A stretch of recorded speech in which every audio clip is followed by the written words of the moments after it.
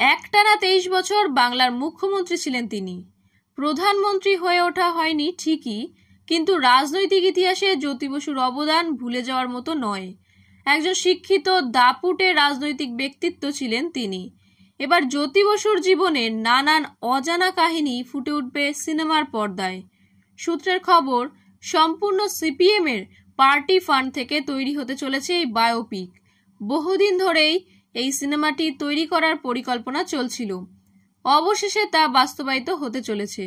সবকিছু ঠিক থাকলে আগামী বছরের শুরুর দিক থেকেই শুরু হয়ে যাবে প্রি প্রোডাকশনের কাজ। কিন্তু কাকে দেখা যাবে বাংলার প্রাক্তন মুখ্যমন্ত্রীর চরিত্রে? নাম ভূমিকা অভিনয় করবেন এক বলি অভিনেতা। জ্যোতি বসু রিসার্চ সেন্টারের ব্যানারে এই বায়োপিক তৈরি করার পরিকল্পনা নেওয়া হয়েছে। দলের তরফ থেকে ইতিমধ্যেই কলকাতা এবং মুম্বাইয়ের একাধিক পরিচালকের সঙ্গে কথাও বলা হয়ে গিয়েছে। নাম ভূমিকায় কাকে দেখা যাবে তা এখনও ঠিক করা না হলেও ইতিমধ্যেই কথা বলা হয়েছে নাসির উদ্দিন শাহের সঙ্গে।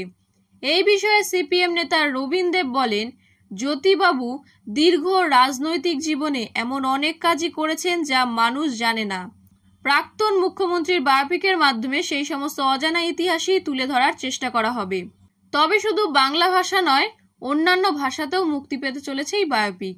তবে জ্যোতি বসুর বায়োপিক তৈরি হওয়ার কথা ছড়িয়ে যেতেই ফের কটাক্ষের সম্মুখীন হতে হলো গোটা সিপিএম দলকে।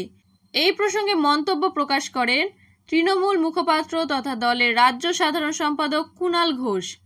তিনি বলেন, ওদের কোনো নেতৃত্ব নেই, যারা নতুন তারা নিজের পাড়াতেও জিততে পারেন না। এখন জ্যোতিবাবুকে সামনে রেখে জেতার চেষ্টা করা হচ্ছে। জ্যোতি বসুর বায়োপিক দেখানো হবে, সে ভালো কথা, কিন্তু তাহলে এটাও দেখাতে হবে কিভাবে একটা গোটা লবি ওনাকে প্রধানমন্ত্রী হতে দেয়নি, কিভাবে জ্যোতি বসুর মন্ত্রিসভাকে চোরের মন্ত্রিসভা বলে উল্লেখ করে বুদ্ধবাবু ইস্তফা দিয়েছিলেন। সেগুলি যদি না দেখানো হয় তাহলে কিন্তু বায়োপিক সম্পন্ন হবে না।